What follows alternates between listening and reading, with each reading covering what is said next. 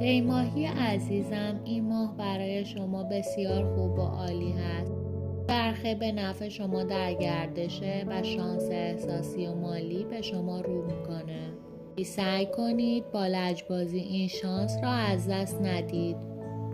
بابت یک مسئله قانونی یا اختلافی که بین شما و شخصی پیش آمده، حتما باید شخص دانا مشورت بگیرید و من میبینم تا یک زمان دیگه خوشحالی دارید.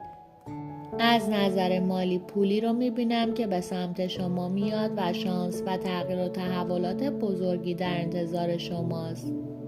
سفر یا جابجایی دارید که بسیار براتون عالیه. کدورت ها کنار میره و شروع جدید کاری و مالی برای شما دیده میشه. از نظر احساسی چرخه به نفع شما میگرده و یک خوشحالی عمیق بین شما کیس احساسیتون مثل معجزه پیش میاد.